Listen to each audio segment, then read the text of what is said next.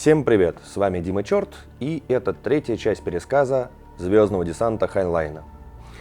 В прошлой серии наш пубертатный Джонни Рико за компанию и ради красивых черных глаз решил попасть на федеральную службу. Мы немножечко узнали, что это такое, так предварительно, пройдя распределительный пункт, пройдя все тестирования, Джонни Рико узнает, что он попадет в мобильную пехоту. Отлично, но он и все еще, по большому счету, пацан, мало чего представляющий и как боевая сила, и как осознанный человек. И как же из него будет лепить гражданина и боевую силу, мы узнаем в этой части. Снова эпиграф в голове. И это откровение от Иоанна Богослова. Он будет править ими железной рукой. Точка. Собственно, буквально одна строчечка. И мы переходим в степь.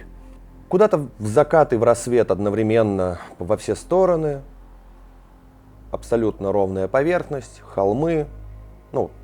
Достаточно ровная поверхность, холмы, никаких деревьев. Колышется трава. Рико кажется, что очень холодно. Сам он из намного более южных мест. Это что-то вроде, наверное, Калифорнии, где он жил до этого. Ему кажется, что Северный полюс начинается буквально в 5, наверное, может быть, 10 минутах бега от того места, где он находится. Хотя на самом деле вокруг степь. Единственное основательное помещения, которые там выстроены, здания, это здания складов. И их буквально там единицы, даже не десятки, единицы. Все остальные это быстро возводимые конструкции, по большому счету, палатки. Соответственно, у Джонни Рико джетлаг, потому что он буквально только появился в этом лагере имени Артура Кюрье. Темно. Для Рико кажется, что это все еще ночь, но их начинают будить. В колонках, которые установлены недалеко от палаток, начинает играть военный марш. Рико кажется, что это может поднять, в общем-то, и адское воинство на последний бой. И какой-то человек по палаткам бьет чем-то и пытается их поднять.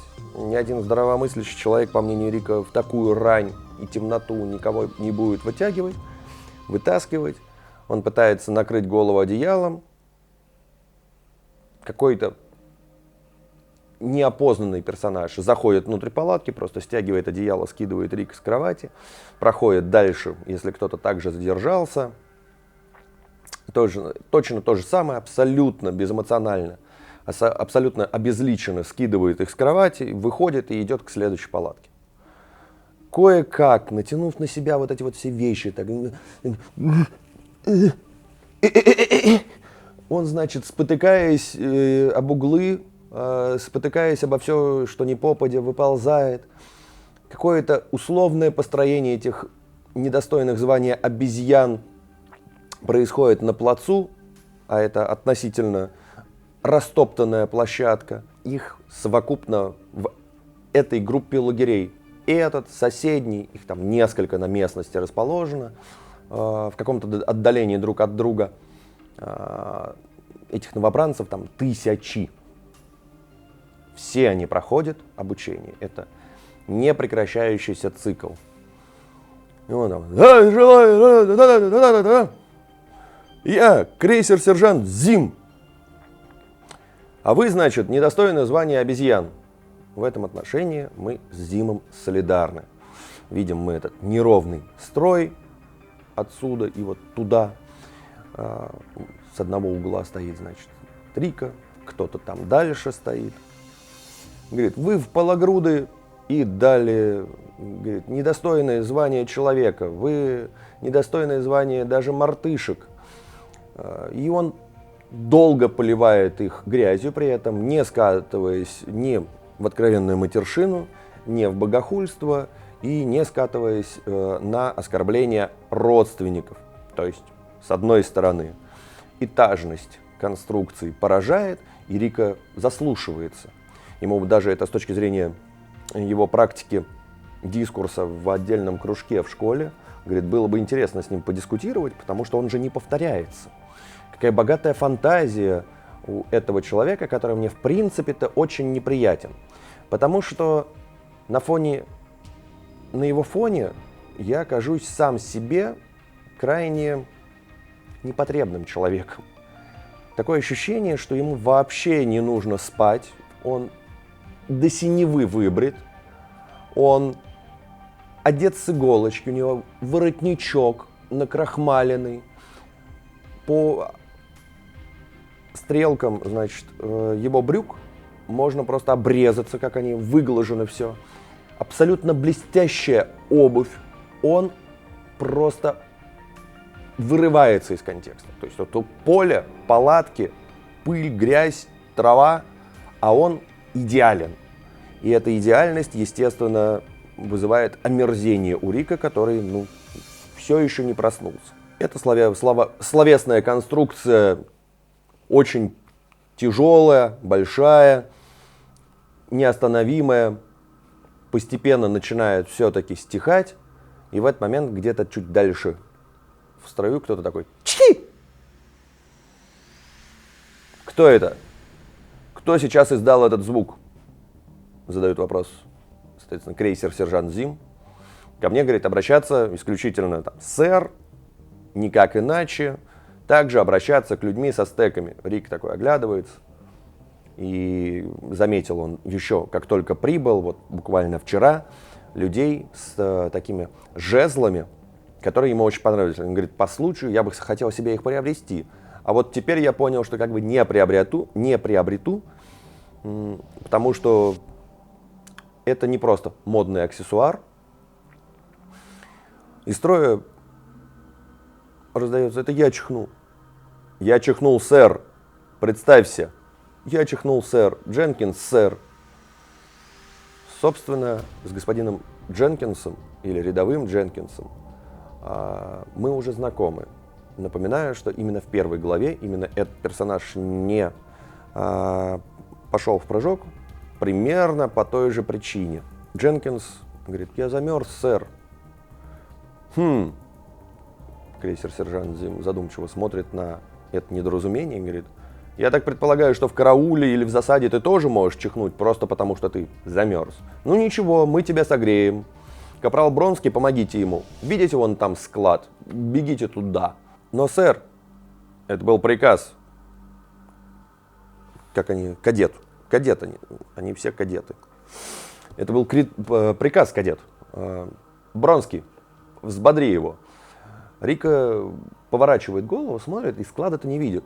Потом прищуривается, потом зажимает один глаз, прикладывает руку и с помощью дальнейших ухищрений где-то там, в мареве, вдалеке, обнаруживает что-то, напоминающее строение. Далековато. К тому моменту, собственно, исчезает уже из поля зрения этот Дженкинс, потому что его обильно подбадривает, собственно, капрал, который вместе с ним и бежит, и стеком его просто подгоняет. Щелчками, достаточно увесистыми. Ладно, говорит, обезьяны, говорит крейсер-сержант Зим. Может быть, среди вас хотя бы один мужчина найдется? Здесь есть мужчины, а в ответ ему сверчки. Говорит, кто-нибудь сейчас со мной, может быть, проведет спарринг. Снова сверчки на фоне. Я задаю, говорит, вопрос. Сэр, сэр, попробую, сэр. Кто я? Выходит достаточно огроменная туша, выше этого самого крейсер-сержанта, но на лице его интеллекта, печати интеллекта не обнаружена. Такая, сэр, я попробую, сэр. Представься, его зовут Брэкенридж. Для меня это немножко нелегко произносить почему-то, не запоминающийся. Этот Брэкенридж, огроменная детина, с огроменными руками, огроменными ногами, По остальным его размерным параметрам ничего сказать не могу, они не описаны. Он говорит: боец, как ты будешь со мной биться, по правилам или как-нибудь так? Какие такие правила, сэр? Я правил не знаю, я, значит, это драться умею. Ну раз ты умеешь. Зим отбрасывает стек к бою, и происходит буквально доли мгновения. Рика толком даже не успел увидеть, что произошло. Только то, что каким-то образом крейсер «Сержант Зим» приподнял своего оппонента, перевернул в воздухе, положил попробовать степь на вкус, и хрупнула рука. Вот треск Рика услышал. Так, кажется, боец, я тебе рук сломал? С легким удивлением говорит крейсер «Сержант Зим». Думаю, что да, сэр. Вот. И зовет капрала, соответственно, чтобы его отвели в медсанчасть. Кстати, здесь в фильме мне намного более симпатично, это правда запоминающееся вот это вот «медик» в произвольном количестве раз за день обучения. Соответственно, выбегает капрал Джонс, поднимает за одно плечо и ведет данного персонажа в медсанчасть. Говорит: кто-нибудь еще? Может быть, двое? Из середины где-то строя выходят два персонажа, чем-то схожие. Они сбиваются с английского языка, один из них вообще плохо говорит на английском, хотя вроде как понимает это, ясно из следующего диалога. Они представляются немецкими фамилиями, один из них, не фамилиями, а именами, Генрих и Майер. Фамилии, имена не упоминаются. По идее, Генрих-то это имя, а Майер все-таки фамилия. Он говорит: а он точно понимает, чем мы сейчас заниматься будем? Он говорит: да, понимаем, мы хотели бы попробовать. Говорит: по правилам или без? Сэр, как-то по правилам, если нас трое в одной драке, это сомнительно. Он говорит: интересное замечание. Но в таком случае я все-таки настаиваю, что если мы друг другу выдавим глаза, мы сделаем небольшую паузу, чтобы поставить их обратно. Говорит: сэр, но мы не собираемся выдавливать глаза. Хорошо, тогда я тоже не буду. В этот раз это происходит начало схватки, не происходит так же мгновенно. В дальнейшем Рика более-менее таким говорит: потом мне уже объяснили, как это происходит, почему это происходит таким образом, и как бы следовало поступить. Как правило, один боец, если он хорошо обучен и прочее, заведомо сильнее группы бойцов, если они не обучены сверххорошо, потому что они рассинхронизированы. То есть они будут мешать друг другу. Так учили Рика. То есть, что происходит в обычной ситуации? Зим должен был бы атаковать одного из них, заставить провалиться второго, и в этот момент ликвидировать второго, затем добить первого. Однако в качестве демонстрационного поединка Зим не атакует, он ждет атаки от оппонентов. Они обходят с двух сторон, один из немцев пытается атаковать в верхней полусфере, второй подобраться сзади в захват. Естественно, им это не удается. Одного просто на противоходе ловят, второго перекидывают, валяют в земле. Он говорит: неплохо, нам даже вроде как медики не понадобились, а с английским ничего. Я, говорит, поначалу тоже не очень хорошо знал общий английский. Научитесь, это наживное и быстро приобретаемое, не переживайте. Он говорит: мы с вами это чуть позже еще обсудим, как вы должны были действовать. Он говорит: а вы откуда? Говорит, может быть, это, кстати говоря, занимательно. Гельдерберг. Говорит: никак нет, мы из Кёнигсберга. На мой взгляд, это одно и то же. Ладно, встать в строй.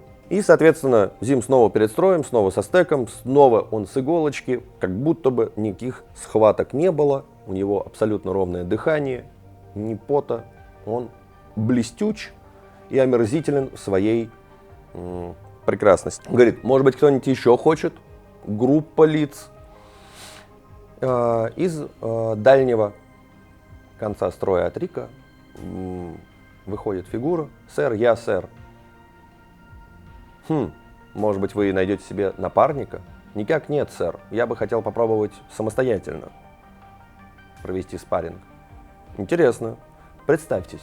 К нему подходит достаточно низкорослый, сухощавый курсант, молодой боец, слегка раскосыми глазами.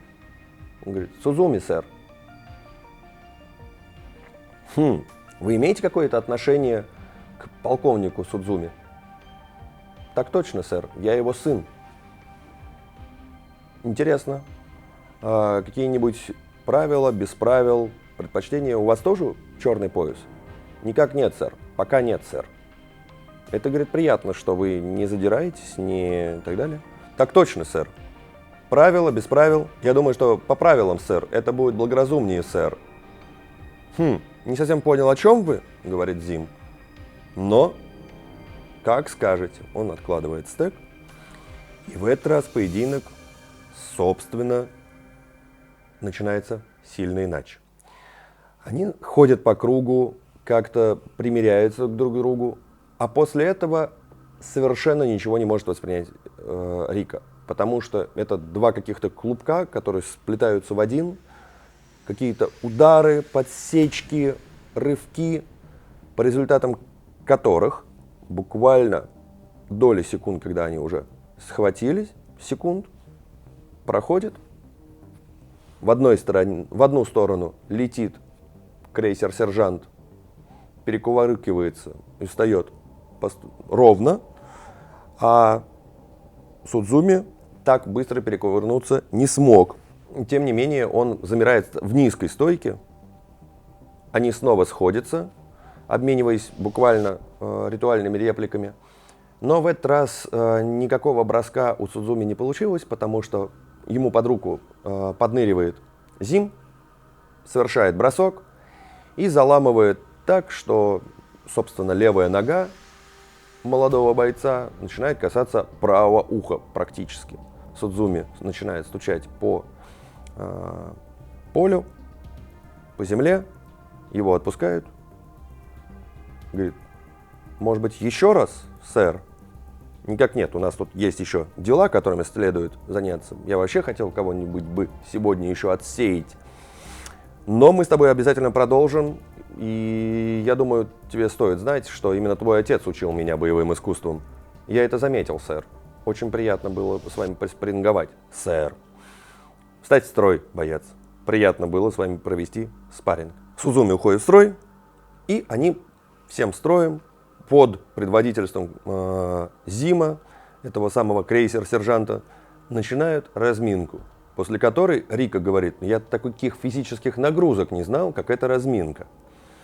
И все это Зим выполнял вместе с нами, успевая считать, подбадривать, корректировать то, как нужно делать, помогать с растяжкой. Он успевал сделать и упражнения, и отследить за каждым из нас.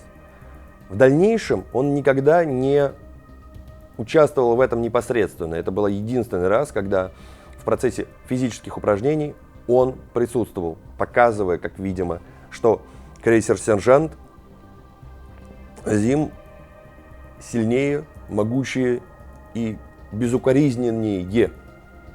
Да, и более безукоризненный, чем весь этот строй вместе взятый. Быстрым шагом после этой разминки они все взмокли, все эти бойцы-курсанты, они, еле переволакивая ноги, их направляют в сторону столовой на перекус. А крейсер-сержант Зим все так же подтянут, свеж и даже не вспотел. Кажется, у него не сбилось даже дыхание. Рика предполагает, что этому совершенно не антропоморфному существу совершенно не нужен ни сон, ни отдых. знай себе, делай техобслуживание раз в 10 тысяч километров или 10 тысяч часов. Просто перезаправил, нашел запасные детали и снова в бой. Они быстрым шагом идут в сторону столовой. Рика отмечает, что это был последний раз, когда они перемещались по территории лагеря и прилежащим местностям шагом. С тех пор это была минимум трусца, и шаг был отменен за ненадобностью. Они постоянно бегали. Весь этот строй новобранцев кое-как, несмотря на команды крейсер-сержанта, поднять ноги, идти четче и так далее, они оказываются в столовой, и Рика отмечает, что проблем с питанием, проблем с едой никаких не было. Вольнонаемные сотрудники споры и быстро накладывают достаточно обильные порции, можно было даже что-то выбрать. Еда простоватая, но достаточно вкусная. Впрочем, от манеры этих вольнонаемных моя матушка обязательно бы ушла в свою комнату, но у меня никаких возражений не было. Кроме того, в отличие от некоторых школ, где с этим было все не так прекрасно, всегда можно было взять вторую, третью или четвертую порцию. Сам я съел в тот день мало того, что много еды, так ко всему прочему запивал это кофе со сливками, большим количеством сахара, по-моему, несколько кусков съел еще. И когда он уже продолжает допивать какую-то по счету чашку кофе, запивая обильный обед, или завтрак, наверное. Такое ощущение, говорит, что все это во мне просто сгорало, как в топке. В столовую заходит тот самый несчастный Дженкинс. Он бледный, еле подволакивающий ноги, его мутит. Капрал подводит его сначала к крейсер-сержанту, тот что-то получает, какую-то бумагу, разворачивается и идет за стол. Рика говорит: ты бы хоть чуть-чуть поел? Мне, говорит, еда в горло не лезет. Это какой-то ужас. Дженкинс, подстановая, просто падает на скамью рядом с Рико. О, этот мерзкий, отвратительный сержант, крейсер-сержант Зим. Как же, все, я же просил Бронски оставить меня ненадолго, хотя бы отдохнуть. Нафиг этот обед. Но он сказал, что мне необходимо к старшему по званию. Я подошел, и мне сказали, что обязательно я должен посетить медика. Он просто приложил руку к моей шее и начал считать. Сказал, что сможет отправить к медику не раньше 9 часов. За что? Просто зачем? Дайте мне отдохнуть. Рик протягивает ему яйца вареные, наливает кофе, говорит: ты поешь хоть немножко. Тот, выговариваясь, немножко успокаивается. Ну, пробегал он много, с непривычки это тяжело. Он начинает есть. К ним подходит крейсер-сержант и говорит: Дженкинс, о, да, сэр, вот справка, номер 900, вам необходимо подойти к врачу. Сэр, но все в порядке, сэр. Это приказ, боец. Тот принимает бумажку. Говорит: какие таблетки? Не нужны мне никакие таблетки. Будь проклято все. Хотел бы я посмотреть на мать этого человека, просто чтобы взглянуть, от чего он родился, как он появился. Крейсер-сержант, на удивление, оборачивает, услышал эту реплику и говорит: Дженкинс, сэр, ты что, не в курсе насчет сержантов? Ну, я же еще изучаю. Не уверен, а что, сэр? У них нет матерей. Ты можешь спросить у любого рядового, прошедшего учебку. Они размножаются делением, как и все бактерии. Вот это вот знакомство с учебным лагерем Кюрье. Причем Рика отмечает, что он так и не знает, кто такой этот Кюрье. Возможно, какой-то легкоатлет, потому что бегали и прыгали они все то время, пока там находились. Ну, а мы не Рика, и поэтому я позволю себе небольшую справку, в честь кого, собственно, назван этот лагерь. Артур Уильям Керри, 1875 года рождения, генерал канадский. Он участвовал в Первой мировой войне. Да, в Первой мировой войне он участвовал. И был идеологом активного применения артиллерии и инженерных войск. Так-то не безинтересный персонаж, как-нибудь обратите внимание. Награда у него и прочее. Не самый блистательный и самый известный из генералов, но вот он командовал контингентом канадским во время Первой мировой войны. Что еще по этой главе интересного, задорного, забавного? Да, в общем-то, немного. Глава практически проходная. Она ознакомила нас с началом становления Рика и с отдельными персонажами, с которыми мы... С некоторыми из них мы встретимся чуть позже, с другими не встретимся никогда. За сим глава все. Спасибо большое за поддержку. Отдельная благодарность Лексору и Любе за подписку на Бусти. Пожалуйста, если вам понравилось, лайк, коммент. Если вам не понравилось, скажите, что не понравилось. Мне очень интересно и важно. Пожалуйста, поделитесь с друзьями. И это сейчас одна из лучших поддержек. Можете написать, опять же, в ТГ. Можете подписаться на Бусти. Это поддержит и даст возможность делать больше и чаще. На Бусти можно смотреть выпуски без VPN, как на YouTube. Ну, в принципе, я пока еще выкладываю на ВК, хотя посмотрим, как оно будет дальше. Всех обнимаю, всем хорошего дня, всем мирного неба над головой. Пока-пока.